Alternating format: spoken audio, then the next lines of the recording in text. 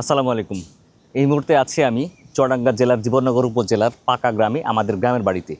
আর এটা হচ্ছে আমাদের গ্রামের বাড়ির ছাদ আর কি। এই ছাদে আমরা কিছু গাছপালা লাগিয়েছি, যেমন কিছু ফলজ, ঔষধি এবং ফুলের গাছ। তো এই গাছগুলোর মধ্যে কি কি গাছ আছে, কি গাছে কী ধরনের ফুল হচ্ছে, ফল হচ্ছে, এগুলো আজকে আমি আপনাদেরকে ঘুরে ঘুরে একটু দেখাবো। আশা করি এই গাছগুলো দেখে, ফলগুলো দেখে, আবার দেখে আপনাদের ভালো লাগবে। আমি ছাদের এক পাশ থেকে যদি দেখাই, এটা হলো আমাদের মূলত দুটা বাসার ছাদ আর কি। এটা আমার বড় ভাইয়ের আর আমাদের বাসার ছাদ আর কি।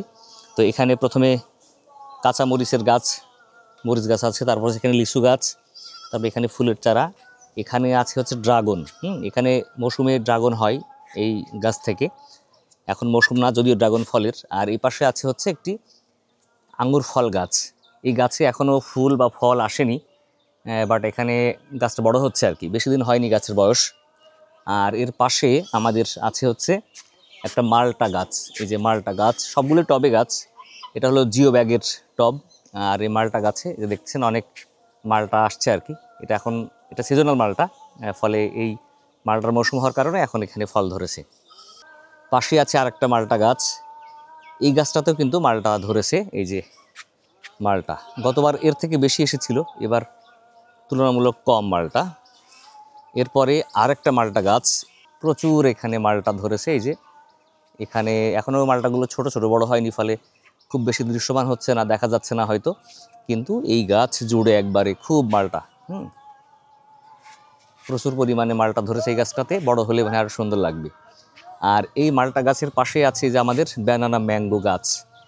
এই ব্যানানা ম্যাঙ্গো গাছে কয়েকশো আম এসেছিল, প্রচুর পরিমাণে মুকুল বা বোল হয়েছিল, কিন্তু এখন এখানে আম ঝরে পড়তে পড়তে আর কয়েকটা এসে দাঁড়িয়েছে। এখন এই যে আমগুলো যথেষ্ট বড় হয়েছে। গতবার আমরা প্রথম আম পেয়েছিলাম, আর এবার এই যে আমগুলো অসাধারণ আর কি, খুবই ভালো। এই যে দেখেন, এক জায়গাতে কিন্তু অনেকগুলো এখানে আম আছে, এবং এইগুলো দেখতে খুবই চমৎকার, খেতেও চমৎকার হবে আশা করি। তো এখানে আমাদের এই ব্যানানা ম্যাঙ্গো গাছে একটু পরিচর্যার অভাব রয়েছে, আজকে একটু পানি দিতে হবে আর কি। আর এর পাশে একটি ফুল গাছ, সেটা হলো হাসনাহেনা ফুল। এই হাসনাহেনা ফুল গাছ, সেখানে ফুল ধরেছে। পাশে একটা আম গাছ, এই গাছে প্রচুর পরিমাণে মুকুল এসেছিল, কিন্তু আম দাঁড়ায়নি, ধরেনি, সব পড়ে গেছে আর কি। এটাও টবের গাছ। পাশে এখানে কিছু ওষুধি গাছ আছে, সম্ভবত অ্যালোভেরা গাছের চারা। আর এর পাশে আরেকটি মালটা গাছ। এই মালটা হলো 12 মাসি মালটা। এই মালটা গাছে 12 মাস মালটা ধরে। এই যে এখন কিছু মালটা পাকছে, কিছু আবার ফুল হচ্ছে, কিছু আবার এই যে ছোট সাইজের, এই যে এগুলো ছোট, এখানে আবার বড় বড় মালটা, এই আবার উপরে ছোট মালটা।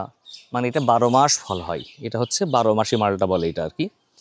এবং এইটার মালটাও খেতে মোটামুটি ভালো, আর সাইজেও অনেক বড় হয়। যেমন সিজনাল মালটার থেকে এই মালটাগুলো সাইজে তুলনামূলক একটু বেশি বড় বড়।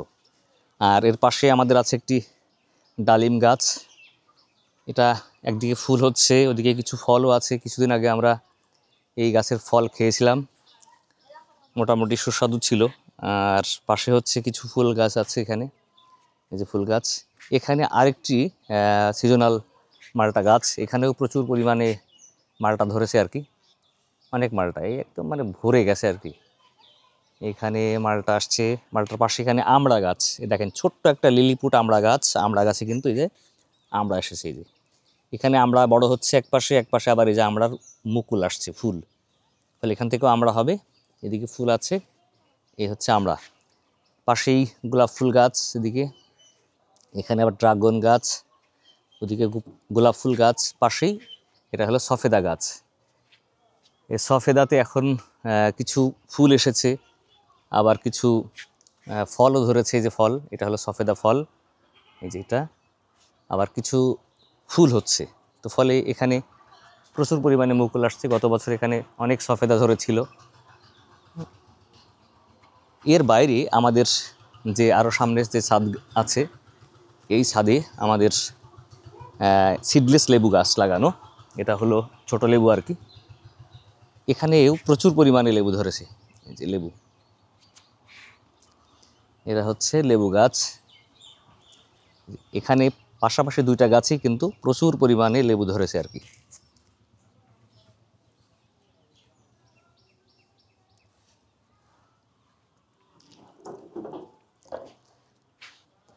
এখানে সিডলেস লেবু, সিডলেস লেবুর পাশে আছে আমাদের এই যে অ্যালোভেরার ড্রাগনের পরে আছে হচ্ছে অ্যালোভেরার চাষ। অ্যালোভেরার পরে কিছু সিজনাল বা স্থায়ী কিছু ফুলের টব।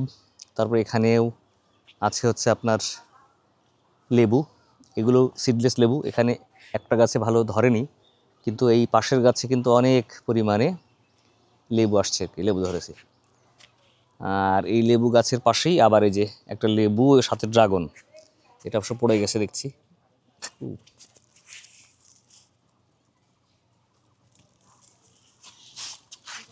এটা টপটা পড়ে গিয়েছিল, উঠিয়ে দিলাম আর কি। এখানে লেবু আবার নিচে হচ্ছে ড্রাগন, ফলে এই মাটির যে ক্যাপাসিটি তার থেকে বেশি গাছ হয়ে গেছে, ফলে কোনো গাছই কিন্তু এখানে আর ভালো হবে না। এখানে পাশে আবার ড্রাগন, এবার আমরা কিন্তু অনেক ড্রাগন পেয়েছিলাম। এবং এই হলো আমাদের মূলত ছাদ বাগান, এবং এই ছাদ বাগানে অনেকগুলো গাছ, তবে আমরা মাঝখানে ফাঁকা রেখেছি কারণ এখানে অনেক কাজকাম হয়, ধান নেড়ে দেওয়ার, তারপর ভুট্টা নেড়ে দেওয়ার কাজ হয়। তো এই সব মিলিয়ে আমাদের এই ছাদ বাগান, আর এই ছাদ বাগানের পাশেই কিন্তু আমাদের একটা 12 মাসই হচ্ছে সজনে ডাঁটার গাছ আছে, এটাকে বলে নজনে, তাই তো? এটা 12 মাস ফল হয়, এবং এই ফল মানে সজনে ডাঁটা আমরা 12 মাস খেতে পারি। এখানে কিছু ফুল হচ্ছে এখনই, কিছু ফল হচ্ছে, কিছু বড় হয়ে গেছে, কিছু আবার ছোট পর্যায়ে আছে, ফলে এখান থেকে আমরা সবসময় এগুলো খেতে পারি, একটা ভালো দিক। আর এখানে হচ্ছে এই বাগানে আমাদের যে গাছগুলো পরিচর্যা করা হয়, দেখাশোনা করা হয়। আমি তো রেগুলার থাকি না, এটা দেখাশোনা করে আমার আব্বা এবং আমার বড় ভাইয়ের ছেলে সাজন। তো সব মিলিয়ে আমাদের এখানে আমরা এই সিজনাল বা স্থায়ী 12 মাসি যে গাছপালাগুলো থেকে আমরা যে ফলগুলো পাচ্ছি, অন্তত খাওয়া হওয়ার পাশাপাশি এগুলো থেকে ভালো লাগা যেটা, সেটা তৈরি হচ্ছে আমাদের। এটা মানে মানসিক স্বস্তি, মানসিক শান্তি। নিজেদের কোনো আবাদ করে সেটা খেতে অনেক ভালো লাগে আসলে, বিশেষ করে ছাদে হলে আরও ভালো লাগে। আমাদের কিন্তু মাঠেও অনেক আবাদ আছে, এই ড্রাগনের আবাদ আছে, তারপরে মালটার আবাদ আছে, কিন্তু এই যে নিজের ছাদে হবে যেটা, সেটা থেকে যে স্বস্তি শান্তি পাওয়া যাবে, এটার কথা পাওয়া যাবে না। তো এই ছিল আমাদের ছাদ বাগান। আজকে বিদায় নিচ্ছি। আল্লাহ হাফেজ, আসসালামু আলাইকুম।